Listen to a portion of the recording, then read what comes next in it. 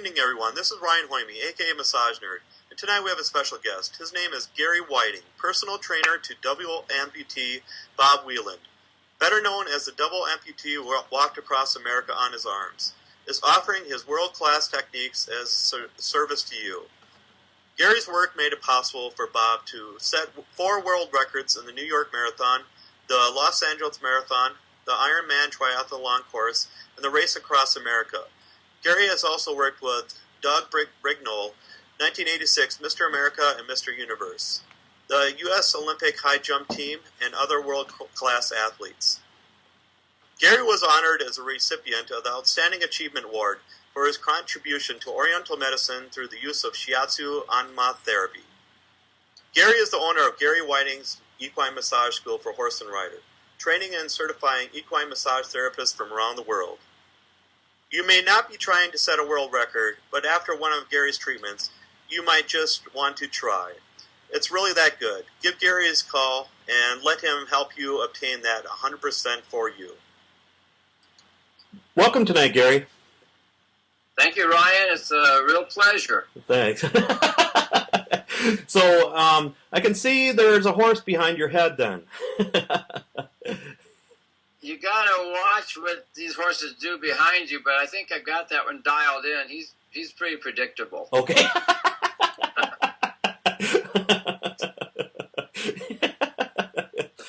So how did you get into equine massage? Well, I love telling this story. First I'd never heard of equine massage, but I was doing a rehab on one of my clients. She had been injured in a horse-related accident. And in our conversation, she said, when you get me fixed up, I want to go back into, I want to do a different career other than working for the railroad. And I'd love to do something with horses. I really don't know why I told her this, but what I said was, well, why don't you massage horses? And she asked if I'd ever massaged a horse. I go, no, but it wouldn't be any different than doing a person. And so she said, well, they do have schools for this. I go, they do? Really? I said, who would have thunk it? Who'd ever thought of anything like this? I thought to myself. I said, well, I'll tell you what. Draw me a picture of a horse, and I'm going to figure out the meridian lines and the active pressure points. I'll just take it from the human to the horse, and once I get this dialed in, then bring your horse over to the gym, and I'll go ahead and show you how to do this. And so she brought her horse over to the gym, and I had no idea what to expect. I started working on the horse, and all of a sudden the horse's head dropped, and the eyes got heavy and started doing a lot of licking. And things started, I thought it was falling in love with me. It was like, really was it? Wow. The horse became very animated. I'd never seen that in massage because people are a little bit more reserved than animals. And the horse is nuzzling me, and I'm doing a little cross fiber in the shoulder area, and the horse brought his head around and was nibbling on my hand, and it was just the most purest experience I had ever had that I could recall ever having, and it wouldn't let me go. Here I had a 1,200-pound animal melting underneath my touch, and it really empowered me, and I couldn't shake the feeling. As Winston Churchill said, maybe some others have said the same thing, the outside of a horse is good for the inside of a person. Well, it really was good for my inside, and I couldn't get this out of my head. I've got to do this. I have to pursue this. And so that's how I started learning how to massage a horse. And what was really interesting, when I really connected with a horse, since there's such a similarity between horse and human, I wasn't sure of myself. All I knew the horse would love what I was doing. Well, I was in my office working on a woman one day. I had her in the side posture, and I'm doing a little treatment on her. I'm going, wow, she looks just like a horse. And I didn't say that to her, but I'm thinking to myself, now I get it. I see the anatomy of the horse and the anatomy of the person. And that got me, all of a sudden, everything started changing. That's how I got started into it. Okay. And you never looked back since, have you? I have not. I have not. Has your main core audience been equine then?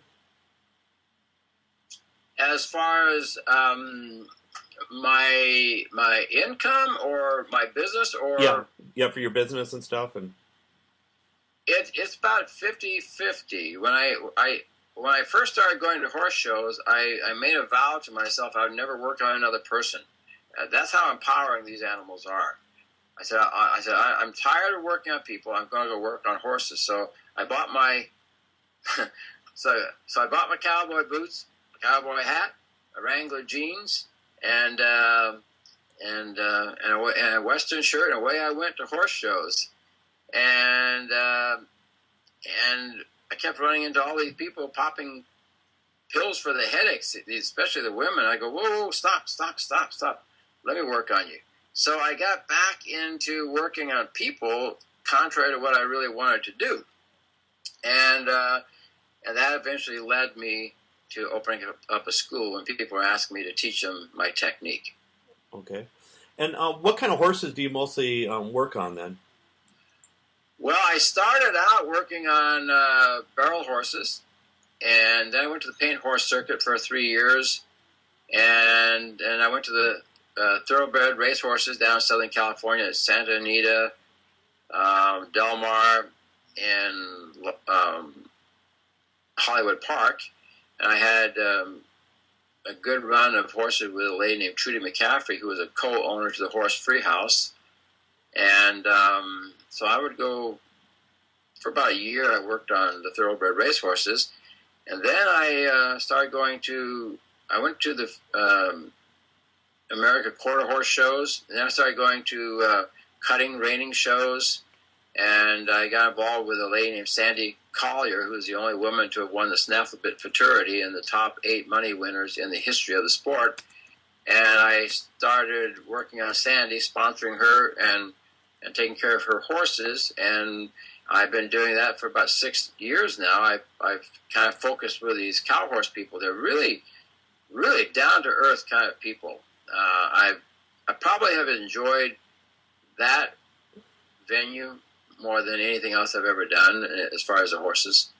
Okay, and then with the racing horses and stuff, I'm up in Minnesota. There's called Canterbury Downs, and it's really big. And sometimes they charge $120, $200 an hour. That's what I've heard for people to massage their horses and stuff. What is the price usually a lot higher, and why is that?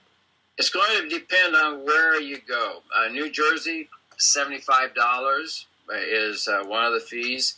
Out here, I charge $245 to do a horse, and I don't charge by the hour. I charge by the job, and that can go anywhere from an hour and 15 minutes to 3 hours.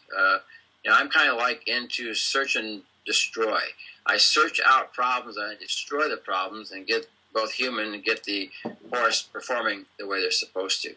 And I love the angry horses, the ones that want to kill me. I went to the Caribbean, to St. Kitts, and I trained 11 handlers over there at Beaumont Park to teach, to learn how to massage horses.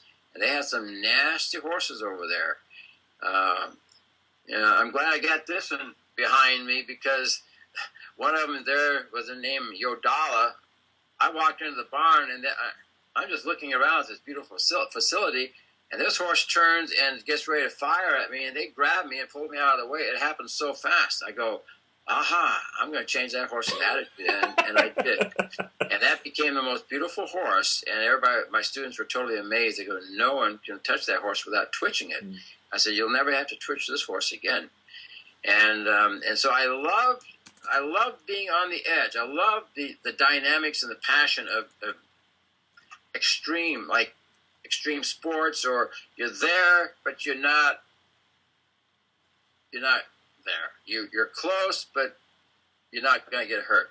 I like that. That's kind of like been my chasing of dreams my whole life. I like living a little bit out there, out of the box, out where I find very few people, and it's a little testy out there.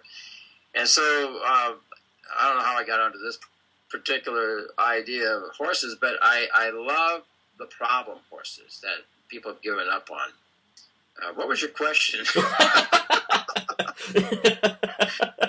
I warn you. Yeah. I get going. Yeah. Yeah. You gotta keep up with me and prowl me and bring me back around at times. Yeah. And with horses, are they kind of like dogs in a way where you have to? I know dogs and cats and stuff. They can kind of sense fear. Are horses really good at sensing fear? That say somebody's scared of being around horses and stuff. And Absolutely, they've got you dialed in before you even are anywhere near them. Let me give you a quick story. I had a couple of horses of mine in a trailer. I was living up in Northern California. I'm going along, and Misty sticks her head out the trailer, and she's, and I go, I'm looking around. I go, what is she carrying on about? And I saw nothing out there. Well, I get about 3/4 of a mile down the road, and I look into this field, and here are 3 horses running up, and those horses and Misty knew. And we had never been on this road before. This was what was really interesting. But those horses knew at least a half a mile, 3/4 of a mile away, that there was a new horse coming in. And I go, wow, this is really this intuition, this what they sense. And so, yeah, that's one of the powerful things about my program is I get a lot of students. I have had, because the design of my program is get my students to dream, get them grounded to where they're not skittish, flying around. I've had students who have come into my program that they would put their hands on the horse, and the horse would do everything it could to move away. I said, it's very hard to massage a horse when you're going around circles. I said, that horse isn't standing for you, and I wouldn't stand for you either with your nervous energy. And it was interesting. When I would be teaching class, I could always tell when I offended somebody. I touched a raw nerve. But I could never tell who it was because they were very clever at hiding their true feelings, and so they could fool a teacher, but you cannot fool a horse. And I could feel this cold energy, this dark energy, and it was just I could just feel this cold come over my body. I said, okay, somebody's offended here. And I'd ask my students, I said, which one of you is offended at something I said? Because I know one of you are. And if you don't speak up now, the horse is going to bust you. You're going to get and I kid you not, I had a real doozy in my school. She was good. She fooled me, but she didn't.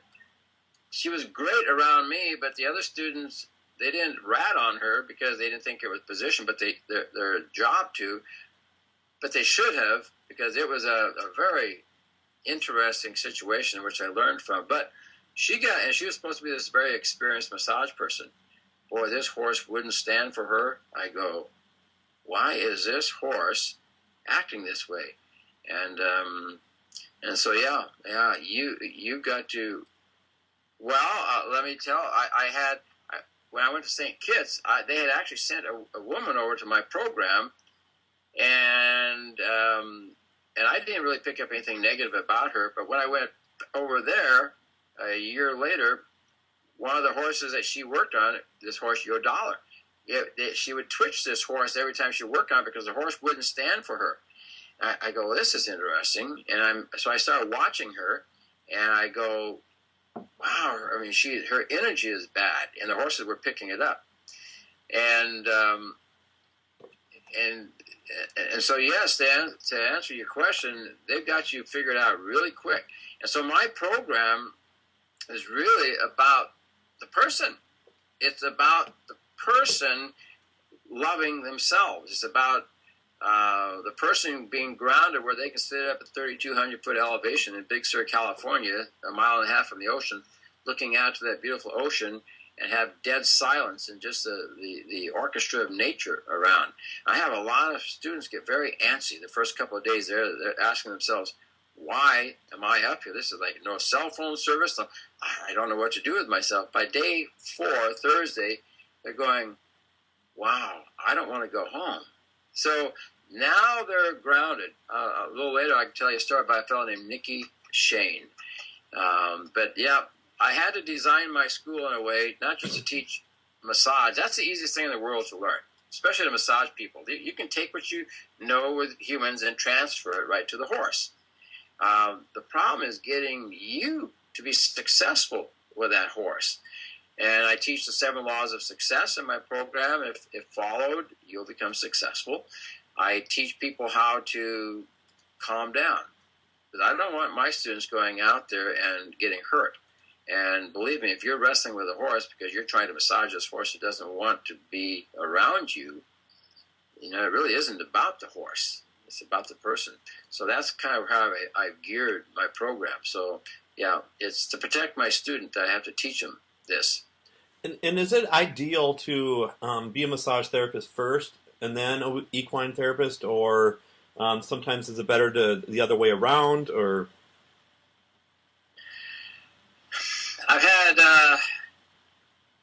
I would rather take someone who's never even massaged a horse or massage a person at times than someone who's really skilled. And here's why. Sometimes it's hard to get out of what we're used to doing. Like, we have our routine, we have our style, and it's difficult to unlearn temporarily what you already know and just open your mind fresh. Whereas the person who's never done it is an easy person to teach. They have nothing to battle with. They don't have to set aside what they already know.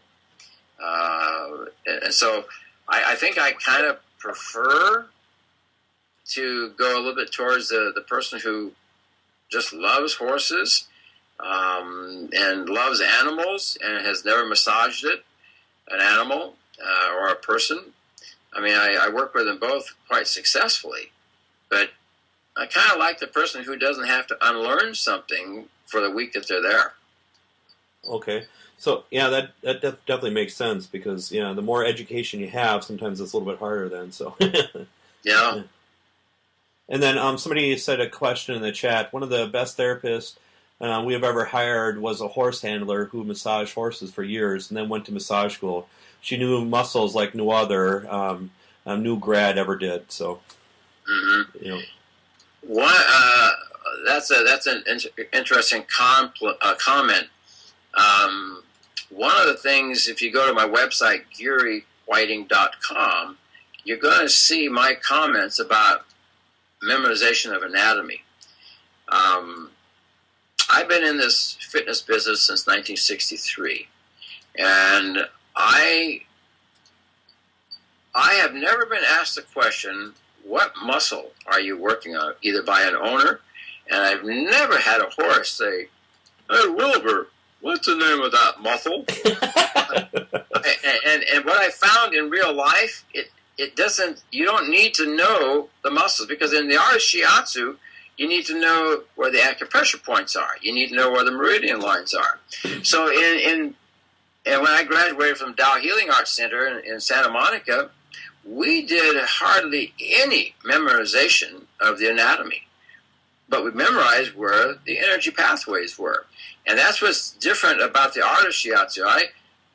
I go over about 30 different muscles, their functions, how to evaluate performance in the horse, and what muscles are coming up to be the problem child, which relate to the horse's performance. But I do not require my students to memorize the names of the muscles. That's something they can do on their own. I don't waste my school. I cover a lot of different subjects in my school that are really important in this massage business, working with horses and humans. And I have a tendency to be a bottom line kind of person. I don't follow traditional thinking. I lived life, I'm 67 years old, and I've lived life long enough to know what really matters in life. And it's always, what's the bottom line? What's, if I can use the term, the core? What is this all about? So I'm going to teach my students what it's all about and forget about all the frills and thrills out here. I'm just going to give you the meats and potatoes of the banquet. And I'm going to give you what's really important in this field of massage. And so I de-emphasize, and I mentioned this on my website, I de-emphasize the memorization and the whole anatomy thing. I do touch on it, but I only touch on it just enough to give a student what they want. But if I had my druthers, I would say I wouldn't even teach anatomy. I would rather teach them to do a good job. When you start filling people's head with anatomy, memorization, you take a lot of valuable time up, and really important things that can be taught. And the way I've got my school set up, my students live at the school, and we interact, and I get to talk to them about whatever is on their mind. They can ask me questions. We're kind of like it's a family situation. And I chose to do that as not to be away from my students, but to address, by being with them, address the things that are important to them. Because that's what they're in school for, is to get the important things and get their questions answered. And so I was the first to actually create a school where the student lived on my property. They spent their time around me. And one of my students followed the same concept. But as far as I know to this day, I'm still the only one who sets up the education program this way. And so there's too many important things to know. And there's too much knowledge up here and passion in here to not let it be heard or felt or tapped into by cluttering with so much anatomy that you don't really need. Maybe people use about 12% of the anatomy they learn. Now, Swedish and Western type massages, where you work on origin, insertion, belly, that's a different situation. But in the art of shiatsu massage, that's not really important. So, so with the equine, how long is your program then? It's a 5-day program, and we get about 3 days of hands-on with a horse, 2.5 strong days, let's say that. In a 5-day program, that's a pretty fair amount of hands-on. And what I usually do is, when a student signs up for my program, I send them out my DVD, which is this thing right here. It's got the same thing I teach in school, the stretching, which I teach in school, and the saddle fitting, which I teach in school. And it's almost a 3-hour presentation. And I send that out to my students. And I say, okay, now you're going to, it shows you how to do the neck, the back, the shoulders, etc. It takes you through 5 different parts of the horse, and you've completed the whole massage. And so they are to practice before they come to school. And it's so interesting because a lot of them come and just need a little tiny bit of fine-tuning. And even if you didn't come to my school, just following my video is going to give you some phenomenal results. But still, you go, well, I wonder if I'm really doing it the right way. Well, the bottom line is, the first person who ever did massage, did they say, I wonder if I'm doing it the right way? No, they just started doing massage and they didn't go to a school. The first person to teach massage in a school, the very first school that ever existed, was not taught by somebody else. They were taught, they just took it themselves and they developed it and they saw the results and they saw how it worked. Well, the video really makes it easy for my students to grasp this, come to the program, and so really 2.5 days is a lot of practicing on something they already know. And is there any kind of certification for equine massage? There is no national certification, and I hope there never will be. And I want to go on record as saying I hope they never standardize this. Because my question is, who are the qualified people to standardize this? And what makes you think that you're qualified? Show me your portfolio, what you've established in the real world.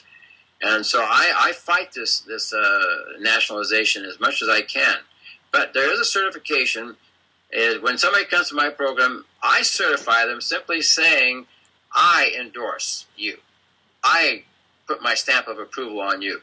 And if anybody wants to know how good you are, just look at their teacher. Look what their teacher's accomplished. And that's, as far as I'm concerned, my references and my endorsement is as good as gold. And if you can't do it, I'm going to make sure you do it. I will spend the extra time with you. It's easy to teach this, and it's easy to get someone to learn this. One of the things I've been very fortunate in is that I have the ability to take things down to the simplest to understand. And this came about because I flunked every grade I ever went. I flunked the first grade. They held me back. The 2nd through 8th grade I flunked, but they kept passing me. I flunked everything in high school. I even flunked my massage test as far as my book work, but the hands-on was great. So I was retested, and it's kind of funny because I graduated from the Dow Healing Arts Center, and out of 2,000 students, I was one of them who actually flunked the school and retested with an open book. I knew where the answers were. I just simply could not get this in here. That's why I do not give tests in my program other than can you massage a horse? Because there are a lot of people who have learning disabilities like myself. And so I was actually, out of the 2,000 students, I received this very special award that was mentioned earlier when you first came on. And out of the 10 of us who got this very prestigious award, I had accomplished the most out of the 2,000 students. And so I earned it because of my experience in the real world. So when I endorse somebody, I'm simply saying, you're good. Now go out and go massage horses. And I usually tell my students to line up 5 to 10 horses before you come to school. You come to school and you go back and you massage these horses at no charge. You simply are convincing yourself and showing yourself that you know this. Well, you'll know within a horse or two. They go, wow, I guess I really do understand this. So the soliciting of 5 to 10 horses is for my student. It's not for me. Because I already know that I'm going to produce a very good student. I've had hundreds of students, and they all are good. Some have achieved a whole lot more than others because they dared to dream and go a little bit beyond in their thinking. So when I certify, basically I'm saying I back this person. And if you want to know how good their education is, take a look at their teacher and what the teacher has accomplished. Okay. And then what about liability insurance? Is there places that will cover you for liability insurance to... That's a good question. I have used Hands-On Trade Association for a long, long time. I remember when I tried to get insurance, it was very challenging, and no one wanted to tell me how I could do this. And somehow I was able to, I don't remember how, but I got it. And I thought it was so important that I included it in my program. And one of the reasons why I included it was I used to also have a web designer that taught a 2-hour program. When my students were done, they're up on the internet and they had their own website, and that was great because it made my students feel like, wow, I've got my own website. I'm professional, and I've got insurance. So when they left my school, it was like one-stop shopping. They came in, everything was under one roof. Their meals were included, the lodges were included, the outings were included. Everything was included, simplified. They had their insurance, they had their website. They went home, they were ready to hit the road running, and I developed some really successful students because they were confident. They go, I feel like a professional. So I use Hands-On Trade Association, and you can go on the internet, handsontrade.com, and they are very. And what I like about this insurance is, if I go to horse shows, and they do require you to have insurance at horse shows, and they ask, well, do you have an insurance policy? I go, yes, I do. And so I show them my insurance policy. They go, but we're not listed on there. I said, not AQHA, not a problem. So I picked up the phone. I called the 800 number. I said, include the American Quarter Horse Association. Include them. Here's their mailing address. Here's their the fax numbers. And they get on that, bang, and they fire it right back, and they're covered. So it's really, I mean, I don't know how many insurance companies there are out there, but I've had beautiful, beautiful follow-up with Hands-On Trade Association. Okay. And then somebody in the chat asks, ask if massage can help bloat in horses. Help what? A bloat? Or do you think they mean help reduce bloating, or? Bloat. You would almost have to wonder a little bit as to what's causing the bloat. I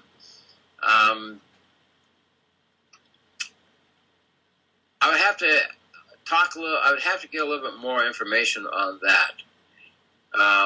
But in the art of shiatsu massage, there's 3 words I use, Ryan, to describe our health picture. The word emotion, the word dis-ease, and the word disease. The natural state of anything that has life to it, like a little child, is we're full of emotion. We're like going, we're passionate, we're dynamic. You know, kids are in trees, they're climbing here, they're running here, they don't want to sleep at night. Well, that's the natural state of this state of emotion. When that natural state gets slowed down and put into a state of dis-ease, the body, the thinking, whatever is causing us to go into this slowed down state, if we stay there long enough, we become diseased. And so if the body is out of balance, if it's not moving with the dynamics and that emotion and that power, that primordial force that's in the body, that dynamic energy, if that's slowed down, it's in a state of dis-ease, it can bring on diseases. It can bring on a bloat. It can bring on intestinal issues. It can bring on a host of problems.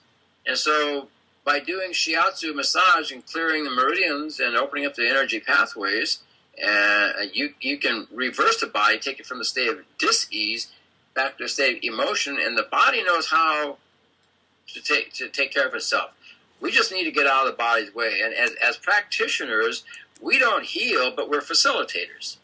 We are doing something that is making the body happy, and when the body is happy, then the body starts to turn around from a negative and becomes positive, and you go back to this dynamic passion state of emotion once again. So if I were to answer that question, I would say there's a very good chance that it would correct the problem. But I would still want to know more history of this. Okay, and the person said abdominal distress due to bloat. Okay, what we do to our horses, I'm surprised they're even still alive. You know, our hair falls out when we go through under a lot of duress and stress. And you know, there's so many things that factor in. Remember, a horse is very aware of everything around it. You know, just the type of music you're playing can affect your horse. For example, heavy rock and roll music with a heavy rock beat, like boom, boom, boom, boom, boom. Okay, I talked about this in my program about music and the anapestic beat and how that beat can weaken or strengthen. The beat can either work with you or work against you. Now, the anapestic beat is a contrary beat to the drummer of the body. Well, what's the drummer? The heart, right? Uh-huh. That's our little drummer boy. He's been with us before we were ever born. We come into life, we got this little drummer. This is our rhythm. This is our beat. What happens when you introduce a rock beat with a heavy boom, boom, boom, boom, boom, boom? Okay? And I do this with my students. I'll have them do this for about 60 seconds. And when they're comfortable doing this where it's easy, then I go boom, boom, boom, boom, boom. And pretty soon you see this look on their faces. They're going, they're trying to keep that beat. But this driving beat over here is now disturbing the natural rhythm. All right, so you can set up a whole stress situation just from the kind of music you're playing.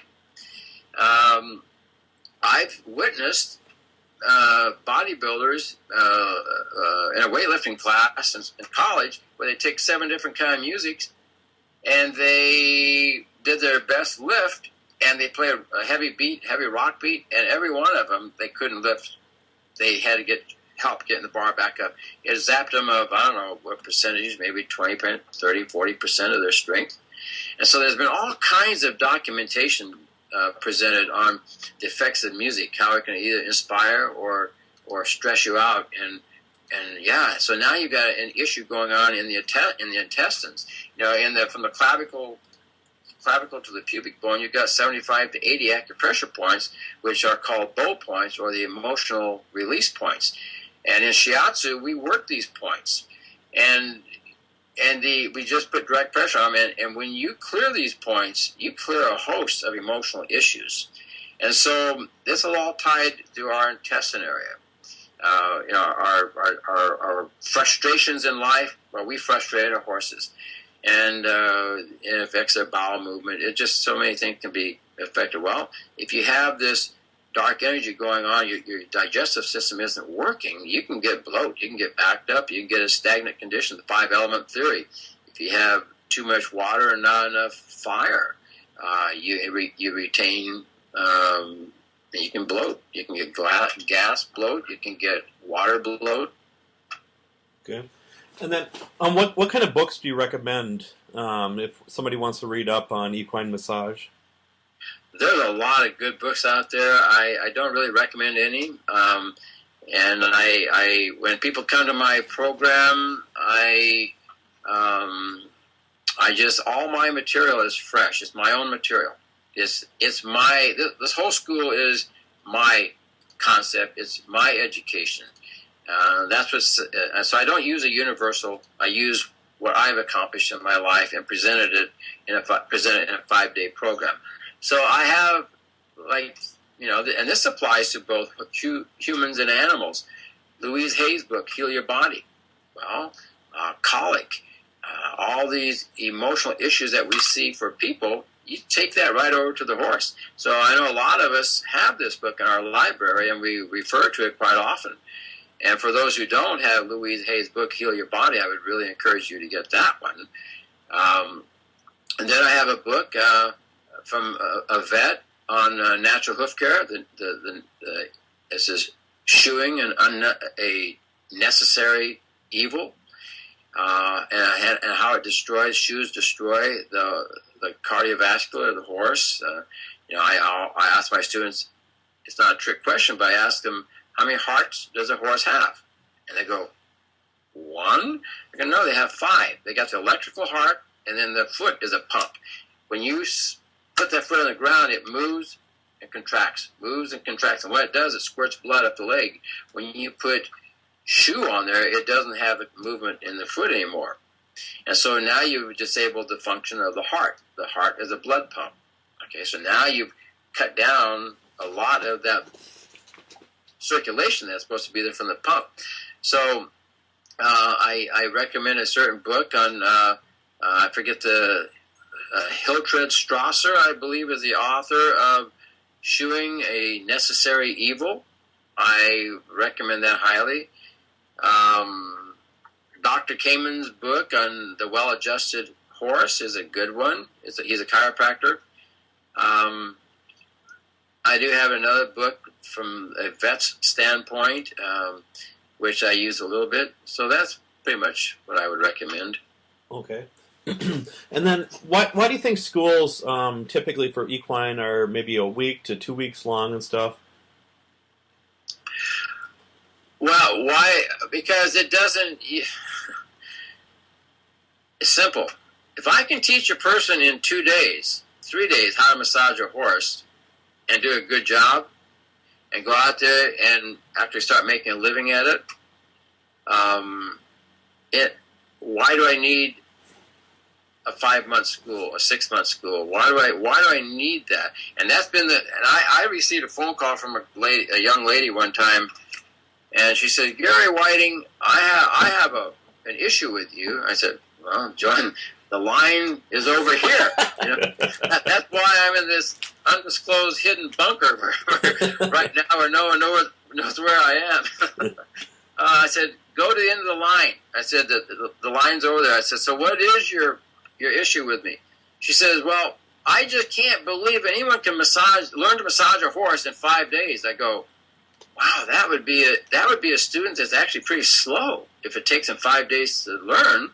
So I can do it in a day, and I can do it in 2 days, the way I present my program. And she said, well, the school I went to, we had 2 years. I go, well, were you after some kind of a degree? What else did you have in your program? I said, you don't need all that education to do a good job on a horse. I said, I refer you to my students. Go to my website. Look at what my students say. They go out and they say things like, I can't believe this works, but it works. One of my students, her letter's on my website, Bird Opinion. She took my video, she bought the video, and she went through it because she was unhappy with her massage therapist. She goes, wow, my horse loves this, but I think I'm going to go to Geary School, and I'm going to make sure I'm doing this right. Well, she comes. She did a great job in school. She went to the racetrack in Southern California, Del Mar, and her chiropractor had a racehorse. So he said, hey, why don't you work on my horse? Berta had basically a very short education from me. She went to work on one of his racehorse. This horse could not do over 6.5 furlongs. It would fall on his nose at 6.5 and just go from first fade to the very back of the pack. And Berta said to him, tell you what, you have a 7 furlong race coming up here. Let me work on this horse 2 times before this horse goes out. And he said, all right. So she worked on this horse 2 times. The horse went out. Not only did it complete 7 furlongs, but it won. A sheik from, I forget, she listed on, I have her letter. I can read that if you wanted to hear it. But the sheik bought it for $280,000. And this horse could not make over 6.5 furlongs. Well, she had a 1-week education. So now my question to this young lady is, why is it taking 2 years to teach you to do what I can do in 2 days? Something is really wrong with this picture. And I will put my students up against anybody out there as far as what they achieve, what they accomplished. I mean, it's phenomenal. It's phenomenal. And like I say, I have a tendency to take out the fat and just get down to this is what you really need to know. And so why they're going that long? Maybe there's a lot. Well, you know, if I wanted to make a lot of money, I could convince you needed more useless education. Or if I want you to be the best in the shortest amount of time, I'm going to give you more bang for your buck. I'm a bottom line kind of person, and when you go to my website, you're going to see this. I'm a guy who is simply goes after results. You were talking earlier about Bob Wieland. When I worked with Bob Wieland, the double amputee that walked across America on his arms, he'd had all kinds of massages from people. I went with him to New York City. He'd already done the New York Marathon the year before. It took him like about 100 hours to walk the marathon, 26.2 miles on his arms. And I lowered his New York time by over 17 hours. Bob said, I don't understand what you're doing. He says, whatever it is you're doing, it's just like, I'm ready to go. We came to L.A., and he didn't train for the marathon because he was doing his TV series, Sunny Spoon, with Mario Van Peebles, and then lecturing up in Washington and coming back to the movie set and then back and forth. And so he didn't train for the LA Marathon. Mile marker 5, he pulled his front right deltoid. I took him out for an hour. I worked on him. I rested him. I said, okay, now let's go. He finished the marathon even with that time out and no training by over 18 hours. His letter's on my website. Bob said, I don't know what it is you're doing, but he said, as much as I appreciate these other massage people, I am not going to put your name in the same breath with them. He said, you stand alone. Well, I don't know exactly what to contribute that to other than my background in sports and music and fighting and my passion for life. And that's what I try to get my students to understand is a good massage comes out of here. A great massage comes out of here. My program is designed for this, to get a great massage. Okay. And then with equine, I mean, do you teach the business portion too and stuff? Do you help them succeed in that way too? Yes, I do. The number one thing about business, and I'm actually adding this into my program, is how to get people to instantly like you. Well, it's simple. If they like you, they're going to open their, it's like they were saying, you hold a friend with 2 arms, with 2 hands. And when you present yourself in a way that they like you, they listen to you and they accept a lot more of what you say. If you start out on the wrong foot because you have issues, you're not a really happy person in your own personal life, hey, you need to come to my program and get actually focused and centered and get grounded to this earth and actually feel good about yourself. But that's one of the things I'm adding into my program next year is how to get people to instantly like you. And so that's what I find is people who are liked have work. If they don't like you, you can advertise, you can do all kinds of, you can spend a lot of money on advertising.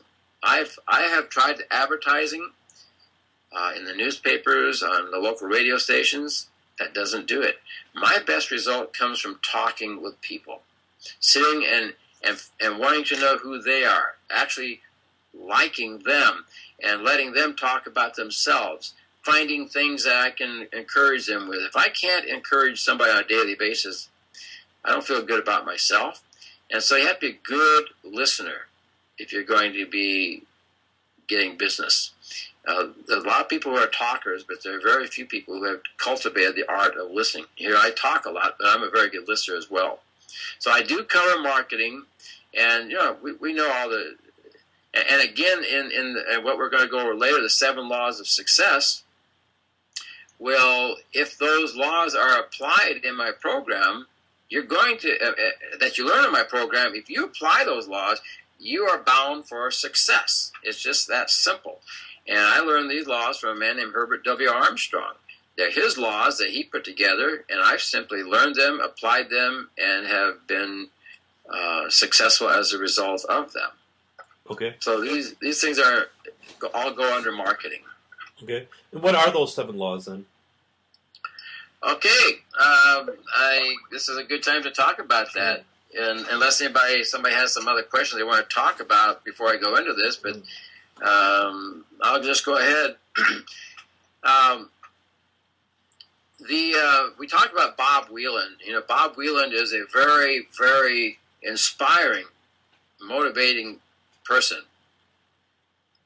But not everybody can be a legless wonder like Bob Wieland is, and not everyone can inspire and motivate like Bob. However, everyone can be a success if they follow these 7 laws of success. So now we'll go ahead and go into those. The first law of success is to fix the right goal. What is the right goal? Well, the right goal is going back to my first experience with a horse. It wouldn't let me go. It grabbed me, and it would not let me go. I had to pursue this. We're trying to be happy in life, okay? We get a job because it pays money. Very few people go after dreams. I went after dreams my whole life. I could not be taught in the public school.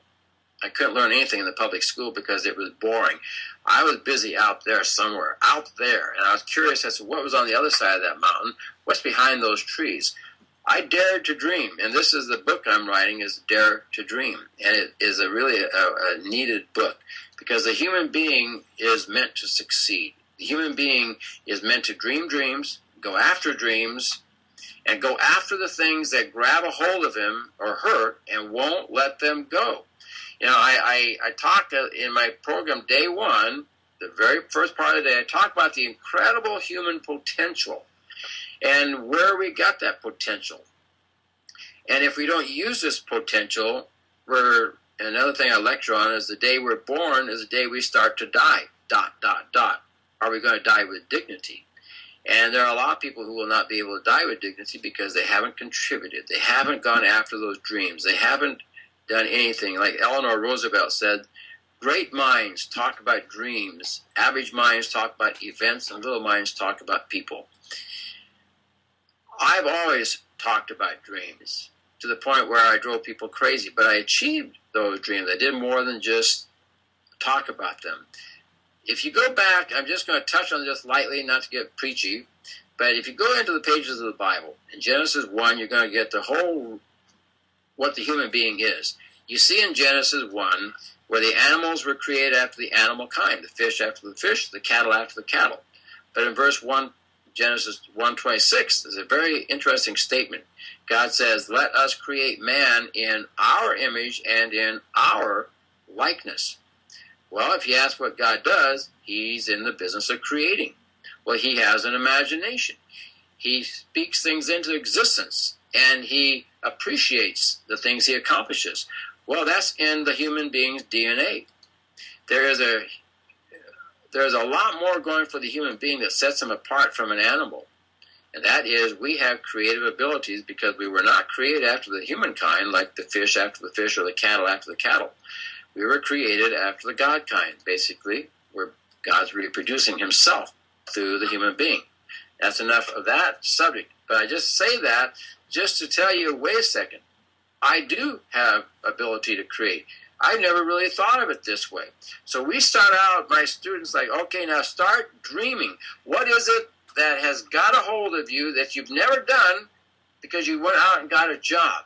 All right, now the 7 laws of success. We're going to take you on your journey as to how to go after this thing that won't let you go, because that's what's going to make you happy in your life. As a businessman, I've never had a job prior to starting my own. I've had jobs before, but now I have a passion.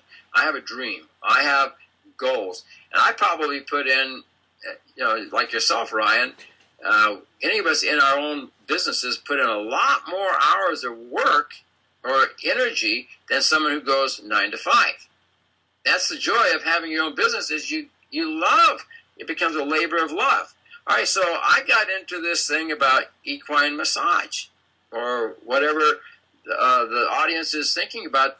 You go, yeah, this is what would turn me on. This is what I really have wanted to do my whole life. All right, so you fix the right goal, and that is to be happier in your life. Okay, now your second law of success is to educate yourself. I said, okay, I need to know about horses. If I'm going to work on horses, be around horse people, I need to educate myself. So I did. I listened to people. I read. I tried things. I educated myself. So that's your second law of success, is education. The third law of success, once you've educated yourself, and this is a very critical one, it's good health. If you don't have good health, you're not going to be able to be up to the job of driving yourself on, which is the next law. You can have all the passion in the world, you can have the best education in the world, but if you can't get out of bed. I was just talking to a buddy of mine today. He's got this business going, and he's got a person working for him who's sick all the time. He says it's so frustrating, we can't move forward with this business because this fellow won't, he's sick all the time. I go, well, he's sick because he's breaking some health laws. And when you violate laws, there's never been a law that's been put into existence or created by man that did not have a penalty that went with it.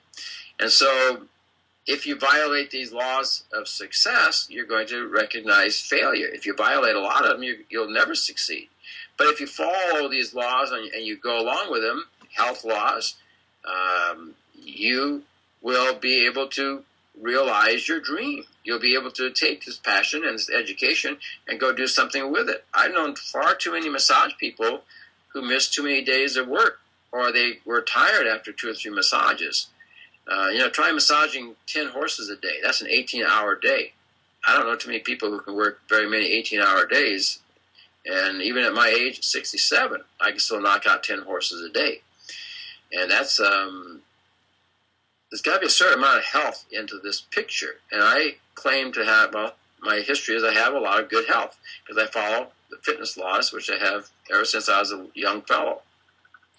So the third law of success is good health. And on my website, you're going to see I basically endorse one product for nutrition, and it's called simplexityhealth.com. You go onto my website, you're going to see what I endorse, and I've used this product. And it fits right into what we're trying to do here as far as maintaining good health. I mean, I'm going to do a little video on just the athletes I've used this product with and the phenomenal things that have come about as a result of this product. It's a very basic product, but it's awesome. It's a total superfood in every sense of the word. One of my students, Yvonne Allen, when she came to my program, she came because I had something different than what was being offered out there. I was into emotion. I was into changing the human's life and caring about the human being and creating that passion within them. instead of just teaching them how to massage a horse, I wanted to teach them how to love themselves. And I succeeded at doing that. And it turned my students into dynamos. My students who said, I didn't think I could ever learn this, you simplify. You brought it down to the simplest level where this little thick-headed guy or woman can get it. She says, and you turned me on. You turned the lights on, and I took off. And I had one lady who came to my program. Her objective was she was going to divorce her husband. She came to my program to get an education so she could go home and have a livelihood. Well, there was something I said in my program, several things I said in my program that got her to think. And while she was in my program in those 5 days, she started to fall in love with her husband all over again. And she went home, and a year and a half later, they had a son. That guy is out there riding horses, doing shooting off horses, and his guys are he's up there with the best. He's like 13 or 14 years old. He's up there with the adults. Well, that child, I feel like I'm a part of that situation because I said something that got her to think, and it changed her whole life. And her husband totally supported her. She went crazy in love with her husband all over again. And she found herself. She found where she needed to go. She found her passion in life. And away she went. And I get emails all the time from her. And she says, I am going to send my son to your school. He just needs to meet you. And so this passion, this daring to dream, Yvonne Allen is a very special lady. You can go onto her website, voiceforthehorse.com. I really encourage that. So, okay, so now we've got good health. All right, so I've discussed how important that is. And I also teach the 7 laws of radiant health in my program. So as you see, this is more than just about the horse. It's about you. It's about your personal dynamics and your personal passion for a dream getting out of the rut that you're in. And so then the 4th law is our character law. That's drive. That's the one that's going to tell you who you really are. If you can't drive yourself on, of course you have to have good health to be able to drive yourself, right? Right. Yep. All right. So we've got these other 3 laws. Now we're going to have to apply this 4th law. We have to get up out of bed. If we're not an early riser, we're going to have to figure out a way of developing the pattern of getting up early. And we're going to have to figure out ways of getting ourselves to sleep and getting good rest. We're going to have to figure out how to make ourselves move out of this situation and drive ourselves forward onto achieving our dreams. And of course, when you're passionate about something, it's easy to drive yourself on. I remember a friend of mine, he goes, I just love being in love. I go, why? He says, I have no enemies. I love everybody. Everything is right when I'm in love. I go, well, I understand that feeling, because when you're in love, everything is right. No one offends you. They can step in your toe and you go, oh, yeah, I'm sorry, I must have been in your way. Sorry, let me get my feet out of your way. They can slap you alongside the head. I said, hey, you like me, don't you? No, I'm trying to clip you. Oh, I see. No, when you're excited, everything is good. So that really helps to drive yourself on. If you just simply have a job, that is tough to drive yourself on. Oh, I don't want to go to work. Oh, no, I can hardly wait to retire.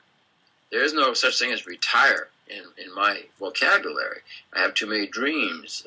I'm taking new things on all the time. And so you fix the right goal. You've done all these, you educate yourself. You're working on your health. You're maintaining your good health. Now you're easy to drive yourself on. But you have one little area where it's a sticker. I just cannot get up early. So the next law, that's going to help you to get up early in the morning, or whatever it is that you're having a stumbling block over, is called resourcefulness. Well, that's what life's little problems teach us. We fall, we slam our face into the ground of life, we come up with a few bruises and cuts and nicks, and we go, wow. Oh, that's interesting. That wasn't much fun, but wow, what did I learn from that? Well, you learned a lot. If if you give a person enough time, they're gonna figure out how to get out of a situation. And that's why I'm big on letting kids. If you get two kids that want to fight, two boys that want to fight, I say, you know what? Let them fight. They're going to figure out who's in charge here eventually. The horses do that. They'll figure it out. You don't have to break it up. Just let them learn these lessons. They'll figure out how to stay out of fights. They'll figure out how to win a fight. They'll become psychologically good fighters. You know, by the time I was 20, I had 50 fights that I could count. And the only two I lost were the ones I didn't really have my heart into. And this, I learned a very valuable lesson. Like, if you really aren't going to put your heart into it, don't even attempt to do it, because you're going to lose. It's going to work against you. But if you are passionate about it, go after it. You're going to be hot or you're going to be cold. There's no in between. So, okay, so you go, all right, so I have to get resourceful here. And so you figure out a way of making it work. Say, okay, I get up, I shut my alarm off, I go back to bed. All right, go buy a dozen alarm clocks. I bought 6 of them. And I set them all around my room at different distances. Even in the other room, the suckers would go off. You know, I snooze alarm, I'd just go ahead hit the sucker. So once I had to get out of bed to go chase these things down and shut them off, I was up. So that was my way of being resourceful enough to get myself early. Well, it became a pattern, a habit after a while. After 21 days, they say it becomes a habit. All right, so now you've been resourceful. That's the next law of success. So we had fix the right goal, we had education, we have good health, we have drive, and then we have the next law is resourcefulness. All right, so what's after resourcefulness? Depending on how much you appreciate your dream, how excited you are about your dream will factor in here. If it's something that won't let you go, then you're going to persevere. You're going to take the beatings of life because you want something so bad. You want something so much that you're after it, and you don't let anybody stop you. You're not content until you get to where you want to be. So you persevere. The person who comes up 1 inch short of crossing a finish line, even though they won, that they were ahead of the competition, but they came up 1 inch short of crossing that line, failed. So you have to persevere, and oftentimes it's that when you're ready to give up that the door is open for you. That's been my experience. Okay, so now our 6th law of success is perseverance. And I often thought, if we would train our children to make a game out of solving problems, we would solve life's problems a lot easier rather than running from our problems. I have a friend, he just loves problems. He just loves solving problems. And so I started thinking, if we would take our children, we say, okay, son, says we got a little problem here. Here's 3 solutions. And let's see if we can work this out. And then we do, then you reward them for figuring it out. If you make problem solving a way of life and a game, pretty soon the problems in life becomes a game.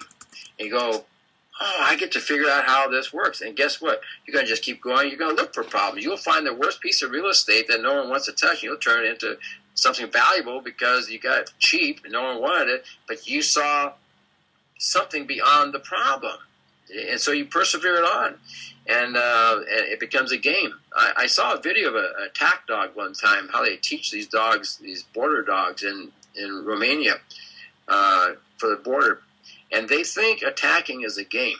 I was watching a different stage of this dog, and they hit with this rubber thing, and the dog would attack the arm, and pretty soon, as this dog got really good at it, you see him attacking, and the tail would be wagging back and forth. As owner says, he thinks attacking is a game. And so when challenges and issues become games to you to solve, then you go, bring it on. There isn't anything I can't do. The only thing that limits me is my ability to dream. So persevering is the big one. Now, based on those 6 laws themselves, you can reach a quite a level on your imagination, you can reach a level of success. There's one moral law that is really the big daddy of them all. Going back to what I said about the human being with the incredible human potential, why the human has that potential. The seventh law is continual contact and guidance from God. All right, now, so what's that going to do? All right, I can address this with you, Ryan. You've got two beautiful daughters. Thanks. So, right? Yeah. or is there someone in there I didn't know anything about? No. Okay, so now, see, you're like a god to those. You're big, you're strong, you got the booming voice, you're compassionate, you've got this knowledge, you protect them. So you're kind of like a miniature type god to them. They think of you as a powerful being. Well, you've got the power and the connection because of what you do to open doors for your daughters when they reach a certain point, at a certain time in their age. See, these girls, or my son, can go after what they see they want to do, which is, here's your limitation, okay? That's as far as they can see right here. But as their father, and you as the father to these lovely girls, you can see contacts that they don't even know exist. So you just pick up the phone and you go, Geary, my daughters love horses. I go, yeah? I want to send them to your school. Okay, cool. And since we're friends, I'll take care of it, Ryan. So you tell your daughters, hey, I'm sending you to Geary Whiting's Equine Massage School for Horse and Rider. They didn't even know that school existed. See? Well, that's where the seventh law is so powerful, because there is a loving creator God that is so concerned about every human being because that we're being reproduced in his image. And there's other scriptures that say that we are made, for the time being, a little lower than the angels, but one day we will judge angels. So there's an elevation that's going to take place when we're changed to spirit beings. And so we are very important. And just as our children are very important to us. So Daddy opens the doors because he's got the knowledge, the know-how, and the ability to open doors our children don't even know exist. And so that's where this law is important. I can apply these 6 laws and give all my 100% and achieve a great deal without the 7th law. But the 7th law, more times than not, has come into play, and opportunities have come my way I never even knew existed. And I would never even know they were even out there. And that's because I continue contact and guidance by obedience to God and following him. And he opens those doors. And so these are the 7 laws of success. The first one is to fix the right goal, because the ultimate, when I ask my students, what do you call success? Oh, money, this, that. And very few will say to be really, really, really happy in life. I mean, we all would like that, but so many put the emphasis on the money. Well, where I live, I can live on hardly anything because it's freedom where I live. I go after freedom. And there's a move now where people are now buying cabins. I have a beautiful cabin, a little mining cabin, and I can be up there for days, totally content, and it costs nothing. I don't have to be out buying stuff.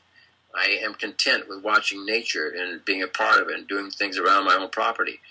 But we want to be happy in life.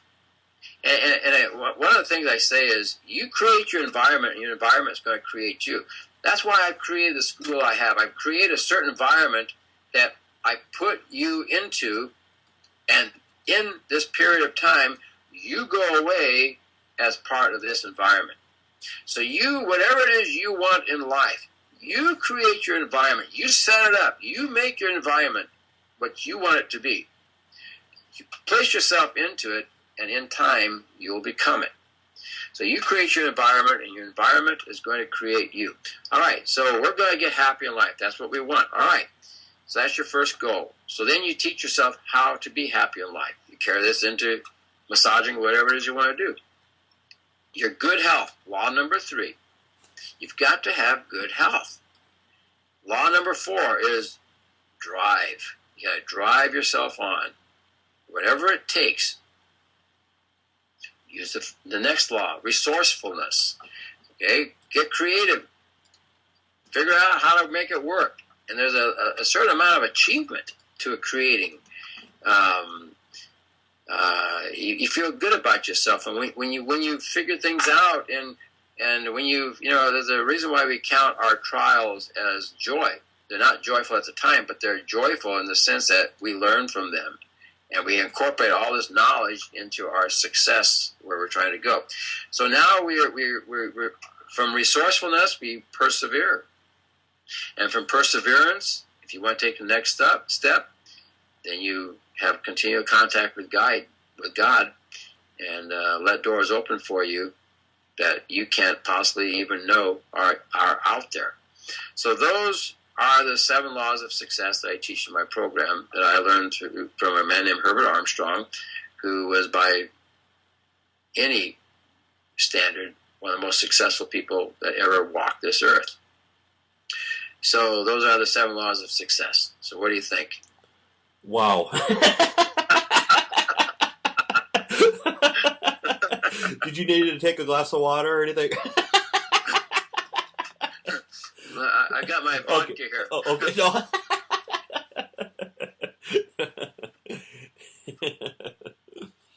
So let's see if there's anything I want to say. Yeah.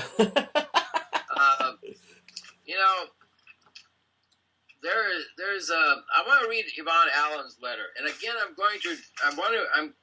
haven't read it yet, but I want to read it to you. I've been very fortunate.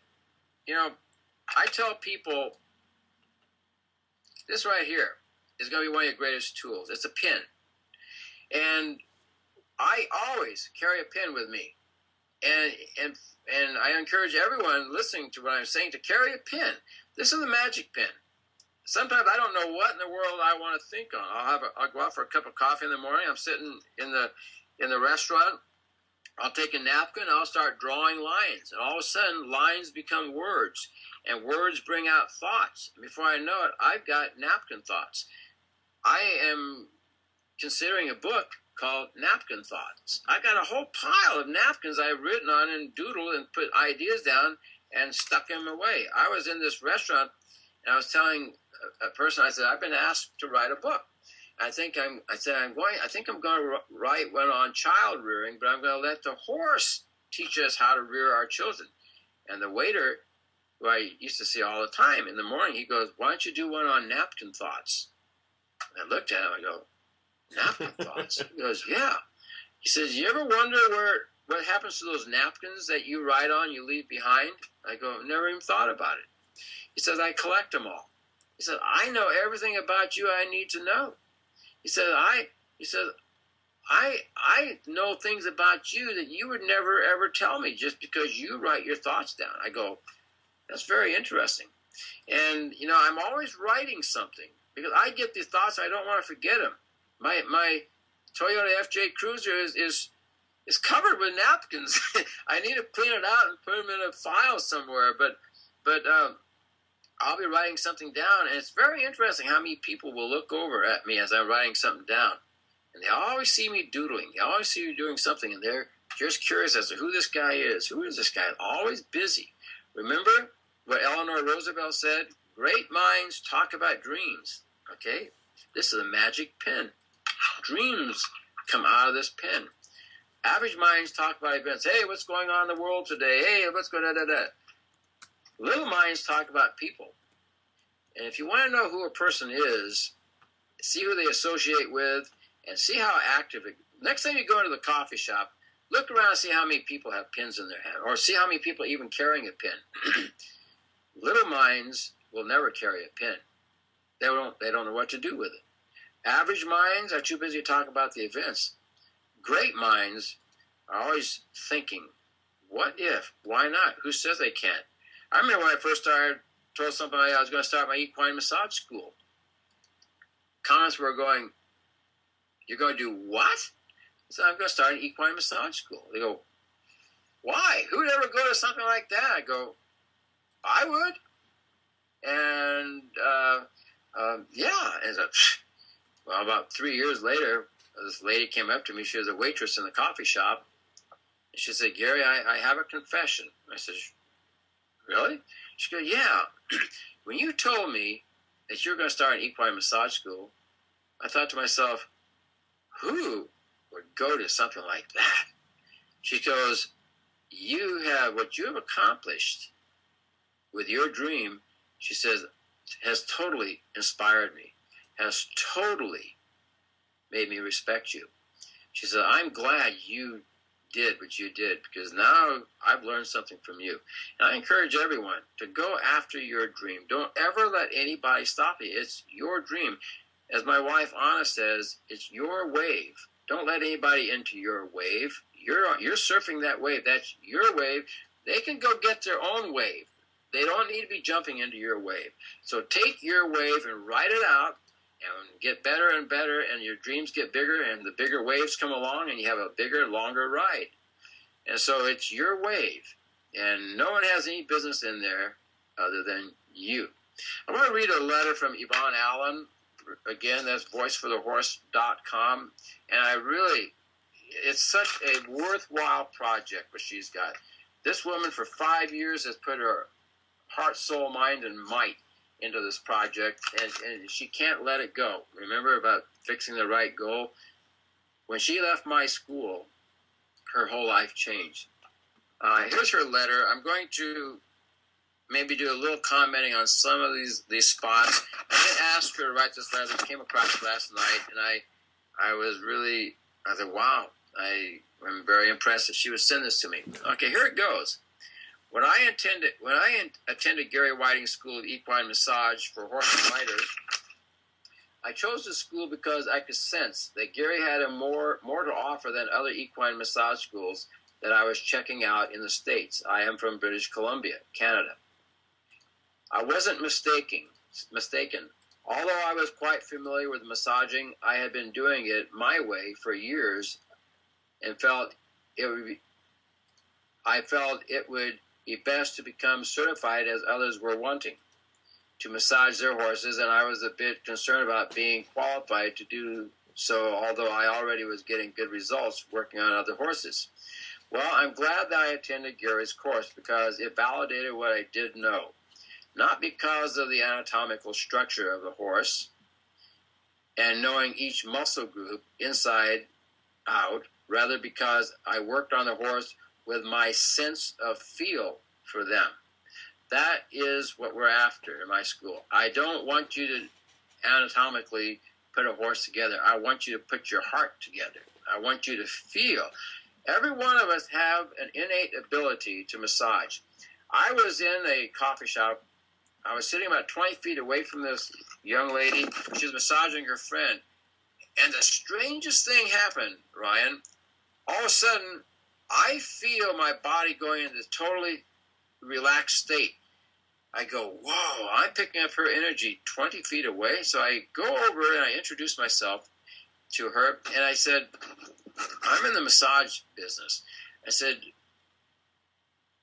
is this what you do for a living? She goes, no, I'm just helping out my friend. I go, have you ever gone to school? She goes, no, never gone to masseuse, never even thought about it. I said, wow, this world needs you. I gave her my business card. I said, call me. I said, you need to be out there. You have such a power of healing. And so it's here. It's here. The difference between a good massage and a great massage is it's here. And that's what Yvonne is saying. It wasn't about the anatomical structure of the horse. I know a lot of people can rattle off 600, well, I don't know a lot can rattle off 600 muscles, but I know some that can wow you with their understanding or knowledge, but they can't do a decent massage, and they don't get the results, but boy, they're sure good. They can give you a nice anatomy chart. My sense of feel for them, I must say my confidence soared after leaving the school because I learned techniques and a whole body massage program for any horse and knew that this was something that would be excited about showing others. So I started doing my own equine massage short courses, and the results my students were getting were amazing. I taught my students how to trust what it is they were doing and know that they would only get better at the techniques by using them, and they did. What I noted with Gary's course was what the extra special reason why I wanted to attend is that Geary went well beyond the horse. As someone interested in helping horses and their people too, and better their lives, I found that Geary was all about the passionate to boot. The personal growth one has the opportunity to experience having taken Gary's course can be exponential. You know what that word means, Ryan? Yeah. Exponential? What's that word mean? Anyway, I don't know what it means. But basically, I became very passionate about the world of equestrian, and the more I immersed myself into it. Well, she started this Voice for the Horse, and she's doing amazing things. But I'm not going to read the whole letter, but she goes on to talk about the support, and that's one thing I'm famous for. All my students will tell you this. You leave my school, you call me, I'm there.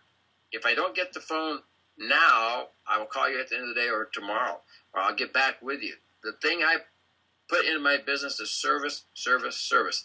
I was talking to a lady because of some legislation that's going on. She went to another school, and she wanted to know about the vet situation where some are trying to close down the industry, but they're being fought by other, and they're not making much headway. And so she contacted me, and so I asked her, I said, well, what about your school? You went to a decent school. She said, I call and they don't call me back. I leave messages. I can't talk to anybody. They don't get back with me. I said, you mean your teacher doesn't contact you? I go, well, no. I said, that's interesting.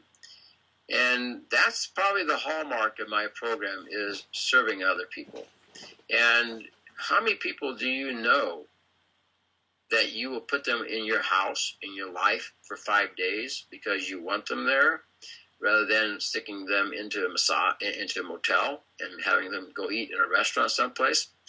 My program is unique. It's if you Google the word glamping, glamorized camping, it's exactly what you have. I'm up in the mountains, and at night when we go down for dinner, we have a chef that does organic meals. I mean, they're beautiful meals. And so I give my students every night, they get these organic masterpieces, and then in the daytime they're being stretched into the it's kind of like a camping situation, nice camping under the stars of Big Sur, California.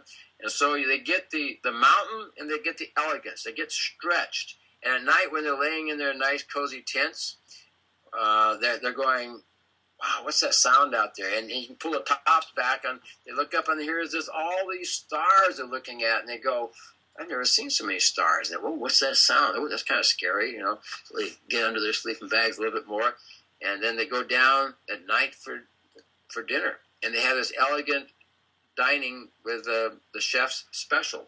So I stretch my students, and I stretch them and give them a sense of dynamics. It's like I would rather work with an angry person than I would a person who's never angry, because an angry person understands dynamics.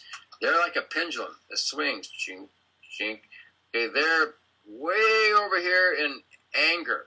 Well, you create the environment, and they start to change. Pretty soon they swing like this, and they become dynamic for something good.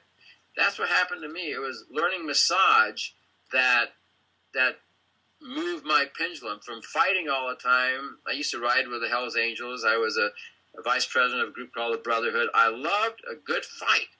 I still do love a good fight. And I love a good challenge that makes me something. I love being around nasty horses that want to hurt me because I can change them, see? I want to tell you about a fellow named Nicky Shane, which actually set the direction of my school. I started out my school, typical anatomy, marketing, massage. You're going to live in a motel. You're going to pay for your own meals. I might give you a lunch, simple tuna sandwich or whatever, but you're off on your own. Well, that didn't last long. I go, oh, no. I don't like this. I don't like this concept. So my next year, I moved away from that, and I started building little sleeping areas on my ranch. And so I had this fellow come to my school, Nicky the Buzzard Shane. Nicky was a stand-up comedian. He played the role of a high society bum. Hoity-toity, only the best cigarette butts for this bum. And he wouldn't eat just it had to be the right kind of tin can with food in it. It couldn't be just any kind of tin can, see? So he was a stand-up comedian. Well, when Nicky came to my program, Nicky was entertaining everybody. A lot of one-liners. I go, ooh, I recognize this. Me, see, me. I was always the life of the party because I was a stupid kid. I was uneducated. I flunked all my tests. I couldn't pass a written test. And so I go, I know what's going on with this guy. So I played a song by Celine Dion, All By Myself. It's very passionate. It's full of emotion. So I said, I'm going to play this song. I want you all to listen to it and then give me one word to describe this song. Well, the song was over, and no one gave me the word I was looking for. I said, it's the word emotion, dynamics, passion. I said, there is no right or wrong in my program. You're not going to be judged. You don't have to impress me. I'm here as your servant. I'm your teacher. I'm going to make sure you are treated like kings and queens while you're here. I'm going to make sure you get the education of a lifetime. I am here to serve you. And so from day one, once I saw this in Nicky, day two, I started noticing, as he was around the horses, I started noticing that his one-liners were starting to diminish. Day three, hardly anything. At day four, there wasn't a one-liner that came out of his mouth. In day five, when he was doing his test, he was so inside of that horse was just like, had his head down, and I had a minister in my program. I said, I think that horse is in love with Nicky, and I think Nicky's in love with this horse. He said, well, I'll marry him. I'm a minister. And so, but at the end of the week, Nicky was a whole different person. And I made the announcement in class Friday. I go, if I were to hand out the most improved award trophy, undoubtedly it would have to go to Nicky the Buzzard Shane. And the rest of the class stood up and applauded Nicky. And so I said, Nicky, what has this program meant to you? He goes, now when I see a horse out in the field, I can change that horse's life. I can do something that's going to make that horse really happy and really excited. I can do something for that horse. Well, that man's life changed, and because of Nicky the Shane, and I addressed Nicky the Buzzard Shane on my website, and I talk about how he influenced the direction of my school. My school became something to serve people. And so that's what sets my program apart, is I'm here to serve people. I'm here to give them the state of emotion, from the state of dis-ease, and some of them who are diseased. I want them to get turned around and get this passion in life like you were when you were a little child. I want you to fix the right goal and go after your dreams and realize your dreams. So this is what this program is about, and thanks to Nicky the Buzzard Shane, this is how my program has become what it is. And one day I hope that I run across this guy, and I'm going to tell Nicky that because of him, my program has become what it is. So Nicky made a big change in my life, and made a big change in Yvonne Allen's life, and made a big change in the woman who was ready to divorce her husband. My school has made a big change in a lot of people's lives, and it gave them, for the first time, life themselves. And so that's basically my program. That's the 7 laws of success I teach. There's a lot more I teach in my program. It's very practical. And if you want to come and learn how to memorize horses' muscles, I'm going to encourage you to go some other school. But if you want to come to massage yourself, if you want to come to learn to live, if you want to come to be passionate about life, if you want to come to think and learn how to own the world, then give me a call. Great. So if people is GaryWhiting.com, is that the easiest way for people to get a hold of you then? That is. Okay. Yeah. Now for the rest of this year, as you know, I'm going with Bob Wieland on the Spirit Ride 3. It's a 9,000-mile arm cycling trip. I'm going to do the trip myself. I have my own arm cycle. I created something called a Wild Horse. I'll be working on the crew. I'll be working on Bob. It's probably going to be Bob's last hurrah. You can follow us on Dream Ride 3. The course will be there, and you people out there listening to this, get on your bikes. And when you see where we're going, come on out and hop on in and say, hey, Gary, I heard you on the Nerds program. And yeah, I want to be a part. I want to ride along with you guys. Come on out, have the time of your life. I'd be forward to meeting you, and it's going to be for some very worthy causes. You'll see, and again, it's Dream Ride and the number 3, DreamRide3.com, and you're going to learn a lot about Bob Wieland. If you don't know who he is, you need to know who Bob Wieland is, and remember, Bob may be able to motivate people, but Bob has never, in the time that I've known Bob, has ever given the 7 laws of success. So Bob may motivate people because some people are that way, but you may never be a person who gets out and does what Bob Wieland has done, but I can guarantee if you follow these 7 laws of success, you're going to be successful. You can reach your dream, and you don't have to lose your legs in Vietnam to achieve your dreams and inspire people as well. But you can go to GaryWhiting.com. You can follow me on Facebook. There might be something on Massage Nerd. I don't know. I'm planning on keeping people posted. But this year is going to be a big adventure with Bob Wieland. I'm setting myself up to travel around to different areas. If you want someone to come out and motivate, speak, lecture, let me know. I'm happy to do that. I know it's challenging to come to my program, but if you say, hey, Geary, I would like to do a program in my area, how many people do I need and what can we do this for? I'll be happy to come back there. I love to travel. I love traveling. So I can, if you want to learn equine massage, you say, hey, we want to bring you out here and teach this group. I'm ready. Oh. And if you want to simply learn it, you can get this video. You can go online and order this video. It's almost a 3-hour production. It'll teach you everything you need to know about saddle fitting, massaging, my technique, and stretching. And it's $79.95. It's I'm working on doing maybe a home instructional course. I'm still thinking about that, how to do something different than what's being done. I don't even know what's being done out there, but it's going to be my own, Gary Whiting's original. It's not going to be after anybody else's. It's going to be me, my experiences. And if you get a chance, or just take the chance to take a look at some of the things I've done, go through my portfolio. And the greatest joy I've ever had is in fixing people's problems, not just massaging. And I know that just massaging can kind of become routine. You need a little spice in life. But for those who are massaging in spas, you're kind of limited as what you can do.